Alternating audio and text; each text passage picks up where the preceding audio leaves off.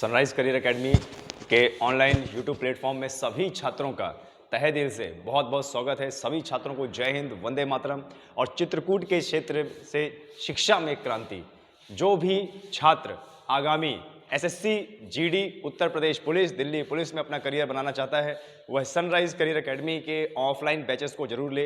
हमारा पता है ओम प्लाजा, ट्रैफिक चौराहा, करवी, चित्रकूट। आसपास के जितने भी ग्रामीण क्षेत्र के बच्चे हैं, अगर वह चाहते हैं कि जैसे बीएसएफ, सीआरपीएफ, सीआईएसएफ और आईटीबीपी, असम राइफल में अपना करियर बनाना या उत्तर प्रदेश पुलिस की आगामी जो भर्ती आने वाली है, जिसकी तैयारी पहले से करनी होगी, वह सभी छात्र, आसपास के गांव के छात्र, आसपास के कस्बों के छात्र, शहर के छात्र सनराइज करियर एकेडमी के ऑफिस में मिले।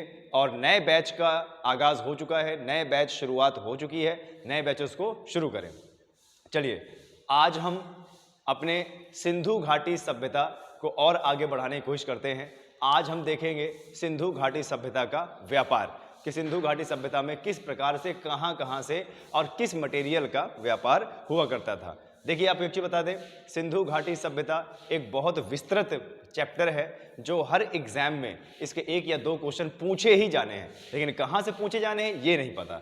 तो इसलिए हमें सिंधु घाटी सभ्यता को विस्तृत पढ़ना पड़ता है, पूरा पढ़ना पड़ता है। ठीक है, चलिए आगे बढ़ते हैं। आज हम देखेंगे सिंधु घाटी सभ्यता में होने वाला व्यापार और वाणिज्य। ये तो आप सभी लोग जानते हैं कि सिंधु घाटी सभ्यता में, जो सिंधु घाटी सभ्यता में व्यापार हुआ करता था, तो व्यापार दोनों तरीके से हुआ करता था, जल के रास्ते भी और थल के रास्ते भी। जैसे आपने पढ़ा होगा कि सिंधु घाटी सभ्यता का सबसे प्राचीनतम जो बंदरगाह है वो था लोथल।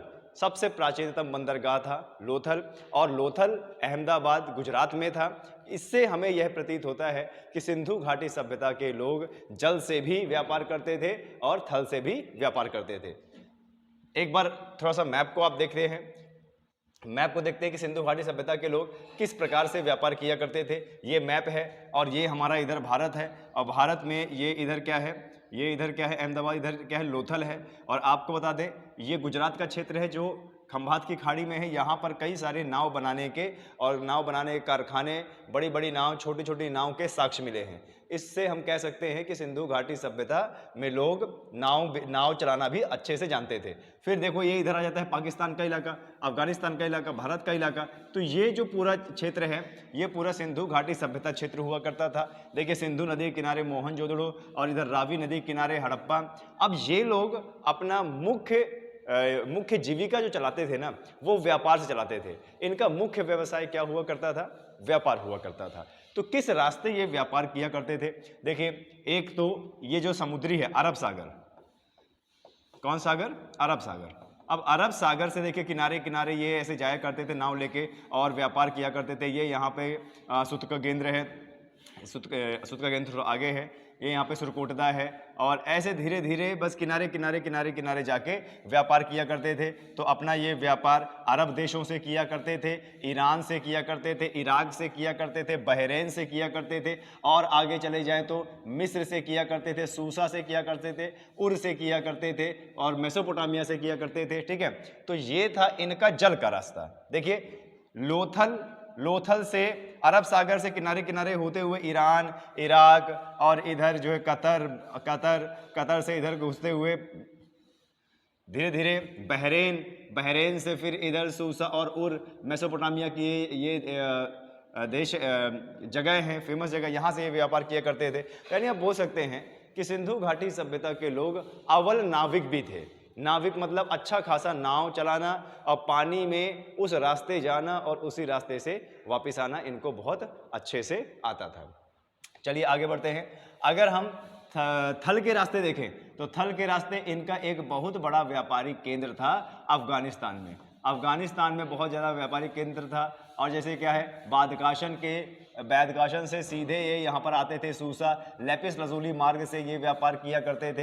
हड़प्पा के सभी लोग, हड़प्पा के जितने भी व्यापारी लोग थे, वो सब क्या किया करते थे? वो सब अपना प्रोडक्ट ले जाके अफगानिस्तान में रखते थे, और अफगानिस्तान एक व्यापारिक केंद्र हुआ करता था। और जितने भी ये अरब के देश हैं, मेसोपोटामिया के देश हैं, मिस्र के देश हैं, बहरीन है, ये लोग वहाँ थल के रास्ते पहुँचते थे और सिंधु घाटी सभ्यता से व्यापार किया करते थे। तो यानी हम समझ सकते हैं कि सिंधु घाटी सभ्यता के लोग पश्चिम की ओर ज़्यादा विस्तार से व्यापार किया करते थे। हालांकि क्योंकि उस समय ज़्यादा ट्रांसपोर्ट नहीं था, पैदल जाना पड़ता था या हो सकता है बैलगाड़ी से जाना पड़ता था, तो इनका जो क्षेत्र था वो बहुत आगे तक नहीं था, सिर्फ इतने में ही सीमित था। हम ऐसा नहीं बोल सकते कि ये इंग्लैंड तक व्यापार करते थे, नॉर्वे तक व्यापार करते थे या रूस तक व्यापार करते थे या चाइना तक, ऐसा नहीं बोल सकते। वो सिर्फ अपने जहाँ पर वो रहा करते थे उससे थोड़ी ही दूर में 1000-1200 किलोमीटर की दूरी तक में ही व्यापार किया करते थे और फिर इतने में ही अपनी जीविका चलाते थे।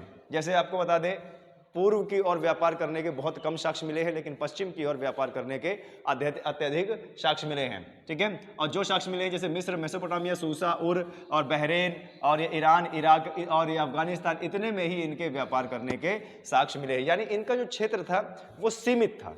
क्षेत्र क्या था इनका? सीमित था, काफी ज्यादा हद तक सीमित था। ठीक है, और बाकी अदर जगह इन्होंने कोई व्यापार नहीं किया है। ठीक है, चलिए अब व्यापार में अगर देखा जाए तो व्यापार में मुख्य रूप से क्या करते थे? ये व्यापार में आयात और निर्यात करते थे। सोना, चांदी, टिन, तांबा और कई रत्न, पत्थर, इन सब का यह व्यापार किया करते थे। यहां तक कि कृषि के प्रोडक्ट का भी व्यापार किया करते थे। सिंधु घाटी सभ्यता के लोग वो पहले लोग थे जिन्होंने कपास को उगाना शुरू किया और कपास के रेशे का इस्तेमाल करना शुरू किया, और कपास का सबसे ज्यादा व्यापार वह पश्चिम की ओर करते थे। सिंधु घाटी सभ्यता के लोग दूध के बने प्रोडक्ट का भी अच्छा खासा व्यापार करते थे, और जैसे टिन है, तांबा है, कांस्य है, इन सब के बर्तन बनाते थे। मटकों का व्यापार किया करते थे, और आपको बता दें जानवरों का भी व्यापार किया करते थे, और बदले में मुहर, पत्थर, विनिमय प्रणाली हुआ करती थी।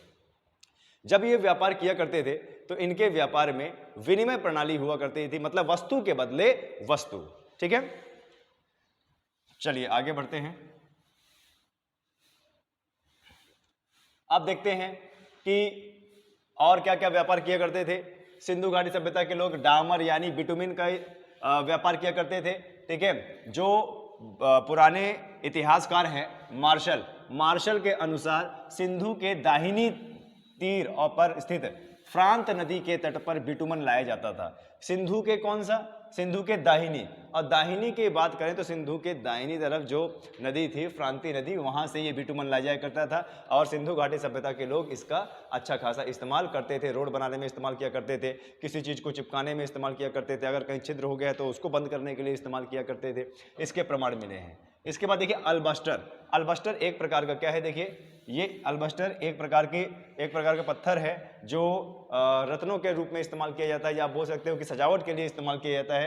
तो यह संभवतः बलोचिस्तान से प्राप्त किया जाता रहा होगा, क्योंकि वहीं से इसके साक्ष्य मिले हैं। पाकिस्तान और ईरान बॉर्डर से इसके साक्ष्य मिले हैं, तो हो सकता है कि पश्चिम के देशों से बलोचिस्तान सेंटर रहा और वहां से इसका व्यापार करते रहे हों।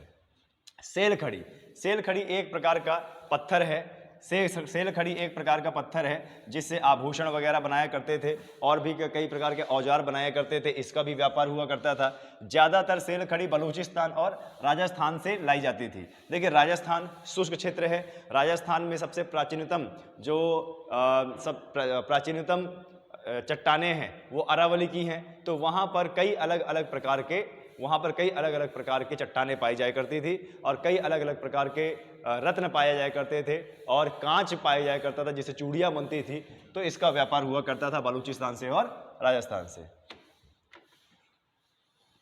इतिहासकार राव का कहना है कि धूसर और कुछ पांडु रंग की सेलखड़ी संभवतः दक्षिण से आती थी। दक्कन का मतलब दक्षिण से आती थी।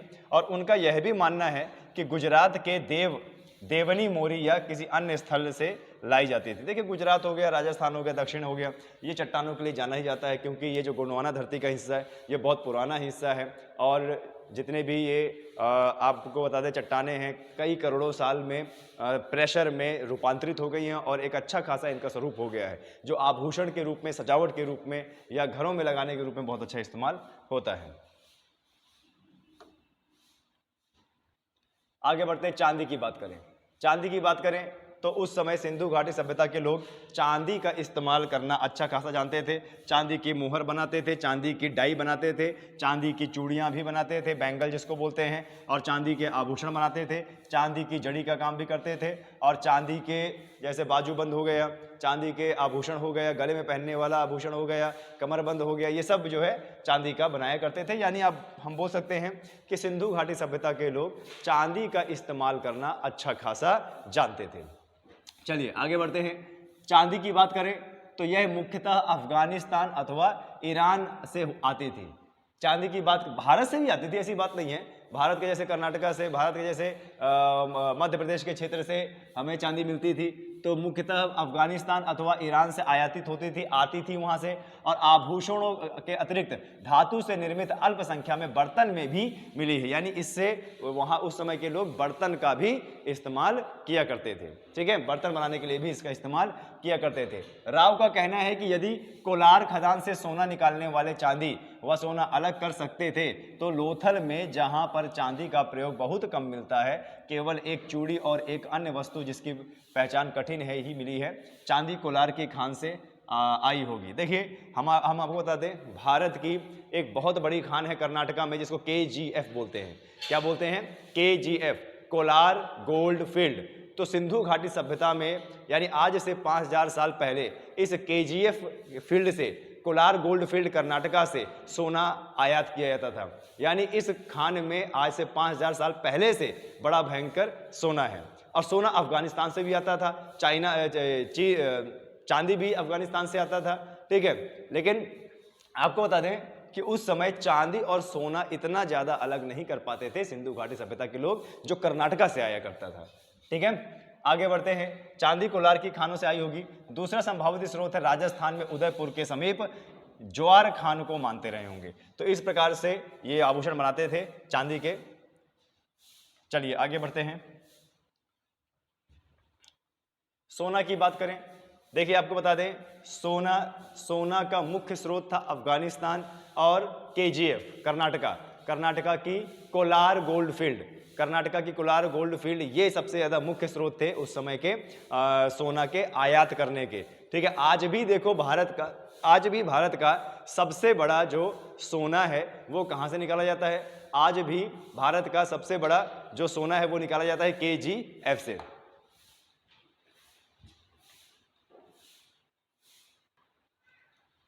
अब सोने की बात आते हैं तो देखो आपको बता दें, सिंधु घाटी सभ्यता में सोने का जो सबसे बड़ा स्रोत रहा है, सोने का सबसे बड़ा स्रोत क्या रहा है? KGF।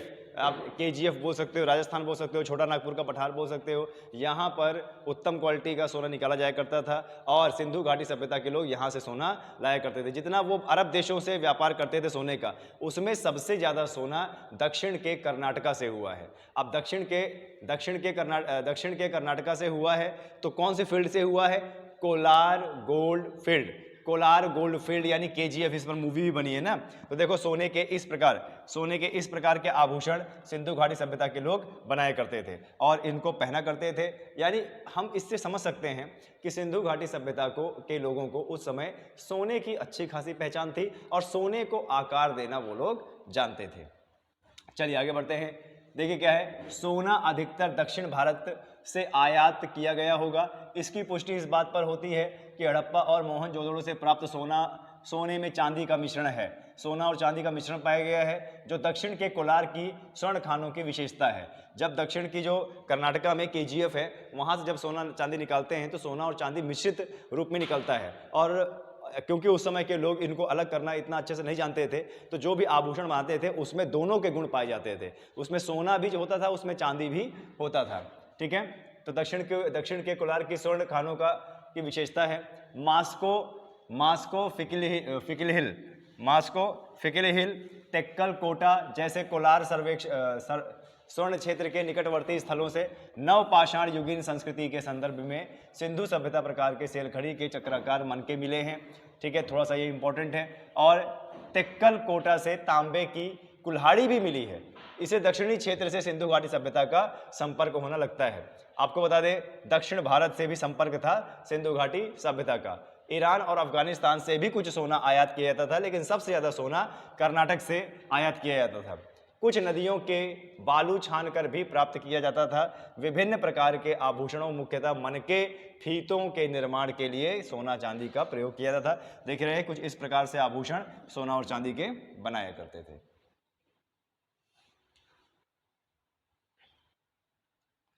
बहुत एडवांस लाइफ जीते थे सिंधु घाटी सभ्यता के लोग। शहरीकरण था वहाँ पे अच्छा खासा, और त्योहारों पे पर्व मनाना जानते थे वो लोग, आभूषणों को पहनना जानते थे वो लोग। आगे बढ़ते हैं, तांबे की बात करते हैं।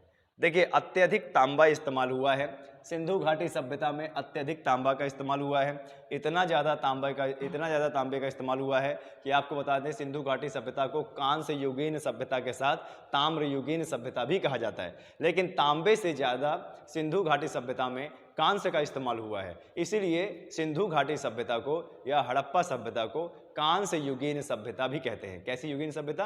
कांस्य युगीन सभ्यता। ठीक है, कांस्य का सबसे ज़्यादा इस्तेमाल हुआ है। अच्छा, तांबा की बात करें तो तांबा के मामले में सबसे ज़्यादा राजस्थान से तांबा आयातित हुआ है सिंधु घाटी सभ्यता में, क्योंकि उस समय इसकी उपलब्धता ज़्यादा थी। आज भी निकाला जाता है तांबा। सिंधु घाटी और राजस्थान के हड़प्पा स्थलों में तांबा मुख्यतः राजस्थान के खेतरी से, ये थोड़ा सा इंपॉर्टेंट है, बहुत बार एग्जाम में आप पूछता है कि सिंधु घाटी सभ्यता में तांबा कहाँ से निकाला जाता था, तो सिंधु घाटी सभ्यता में तांबा सर्वाधिक निकाला जाया करता था राजस्थान के खेतरी क्षेत्र से। खेतड़ी, ठीक है, राजस्थान के कौन से क्षेत्र से? खेतरी क्षेत्र से। तांबे का प्रयोग अस्त्र शस्त्र दैनिक जीवन में उपयोग के कारण उपकरण और बर्तन और आभूषण बनाने में होता था। तांबे के बर्तन, तांबे के बड़े बड़े बर्तन, तांबे के अस्त्र भी, और तांबे की चूड़ियाँ भी, बहुत सारी चीज़ें, तांबे का शीशा भी, इस तरीके का इस्तेमाल हुआ करता था। खेतरी से प्राप्त तांबे में आर्सेनिक और निकल पर्याप्त मात्रा में मिलता था। हड़प्पा मोहनजोदड़ो के ताम्र उपकरणों के विश्लेषण से उनमें भी यही बात पाई गई कि राव के अनुसार तांबे का आयात शायद दक्षिण अरब के ओमान से लोथल में किया जाता रहा। अभी जैसे मैंने मैप दिखाया था कि अरब देशों से नाव के रास्ते व्यापार हुआ करता था, तो अरब से भी कुछ तांबा हमारे भारत में और सिंधु घाटी सभ्यता में आता था। लेकिन क्योंकि राजस्थान तो सिंधु नदी के पूर्व में, तो वहां से तांबा निकालना आसान होता था और थल के रास्ते लाना भी आसान होता था, इसीलिए सिंधु घाटी सभ्यता ने मुख्यतः रूप से जो तांबा का इस्तेमाल किया वो राजस्थान का इस्तेमाल किया। टिन की बात करें, यह धातु शायद अफगानिस्तान या ईरान से आयातित रही होगी। कुछ इतिहासकारों का कहना है कि हजारीबाग झारखंड से भी टिन आता था। देखिए, छोटा नागपुर का पठार, झारखंड, छत्तीसगढ़, ओडिशा, बंगाल, ये इलाका जाना ही जाता है खनिज पदार्थों के लिए, तो यहाँ से भी खनिज पदार्थ आते थे, टिन आते थे और टिन का इस्तेमाल होता था। आगे बढ़ते हैं, सीसा। अब देखो, सीसा कहाँ से आता था? ये शुष्क क्षेत्र से आता था, और शुष्क क्षेत्र कौन सा? ये ईरान, अफगानिस्तान और मुख्यतः राजस्थान के अजमेर से लाया गया था। ठीक है, और इसका प्रयोग बहुत कम था। उसके बाद देखो क्या है, फोरोज, ठीक है, टकबाइज बोलते हैं इसको, फोरोजा टकबाइज बोलते हैं। यह खोरासान उत्तर पूर्वी फारस या अफगानिस्तान से प्राप्त होता था, और मोहनजोदड़ो से इससे बनी खोदी सी मुद्राएं मिली हैं। ठीक है, ये फोरोजा से काफ़ी सारी मुद्राएं मिलती थी, व्यापार के रूप में इसका इस्तेमाल किया करते थे, और विनिमय प्रणाली सबसे ज़्यादा फेमस रही है इस चीज़ में। जेडाइट, आगे क्या बोल रहा है? जेडाइट, यह पामीर या पूर्वी तुर्किस्तान से आया होगा, वैसे यह तिब्बत और उत्तरी बर्मा में भी उपलब्ध है। यानी देखिए, ये जो जेडाइट है ये सबसे ज़्यादा कहाँ उपलब्ध है? पामीर के क्षेत्र में, पूर्वी के क्षेत्र में, तिब्बत के क्षेत्र में, म्यांमार के क्षेत्र में। तो ऐसा प्रतीत होता है कि ये कहाँ से, उस क्षेत्र से लाए होंगे, लेकिन इसका इस्तेमाल बहुत ज़्यादा कम हुआ है, इसीलिए ये ऐसा प्रतीत होता है कि पूर्व की और पूर्वोत्तर की ओर से जो इनका व्यापार हुआ करता था वो हल्का सा बहुत कम रहा होगा, लेकिन सबसे ज़्यादा इनका व्यापार कहाँ था? पश्चिम की ओर था। इसके भी मनके मिले हैं जो बहुत कम संख्या में हैं। आगे हेमेटाइट देखते हैं। हेमेटाइट जो आयरन का इस्तेमाल होता है, लेकिन आयरन के तो आपको बता दें कोई साक्ष्य नहीं मिला है। ठीक है, हेमेटाइट जो है यह राजपूताना से आता रहा होगा। शंख और घोंगे कहाँ मिल सकते हैं? या तो नदियों में मिल सकते हैं हमें, या तो समुद्र में मिल सकते हैं, तो वहाँ से आयातित होते थे। ये भारत के पश्चिमी समुद्र तट और फारस की खाड़ी से प्राप्त किए जाते थे। गोमद कार्निलियन की बात करें तो ये राजपूताना क्षेत्र यानी राजस्थान वाला, हरियाणा वाला क्षेत्र, पंजाब, मध्य भारत और काठियावाड़ से मिलते हैं, और काठियावाड़ सिंधु सभ्यता के इस क्षेत्र में उनके प्राप्त किए जाने वाले संभावना अधिक है। स्लेट पत्थरी, ठीक है, स्लेट पत्थर स्लेटी पत्थर जिसे बोला जाता है, वो भी पत्थर तराश के आकार देकर और सजावट के लिए इस्तेमाल किया जाता है। तो ये भी कहाँ से पाया गया रहा होगा उस समय? राजस्थान से। ठीक है। सूर्यकांत जिसको जैस्पर बोलते हैं, सूर्यकांत जिसको जैस्पर बोलते हैं, और यह अधिकांश विद्वानों के अनुसार इसका आयात राजस्थान से किया गया रहा होगा। लेकिन राव के अनुसार रंगपुर के समीप भादर नदी के तल से जैस्पर प्राप्त होता था। ठीक है। तो खैर ये आपके जो नोट्स हैं ये पूरे के पूरे यूपीएससी, यूपीपीसीएस, आरओ, एआरओ के एग्जाम के लिए बहुत ज़्यादा इंपॉर्टेंट है। किसी भी चीज़ को अगर आप डीप पढ़ोगे तो ज़्यादा सही रहेगा। डीप पढ़ने में ही फ़ायदा है। अगर आप डीप नहीं पढ़ते हैं तो मान के चलिए कहीं ना कहीं एग्जाम में अपने आप से धोखा कर रहे हैं। तो आज के लिए सिंधु घाटी सभ्यता में इतना ही। फिर से हम इसका एक लेक्चर लेके आएंगे और आपको आगे बढ़ाने की कोशिश करेंगे। तब तक के लिए चैनल को खूब सब्सक्राइब करें, कमेंट करें, लाइक करें।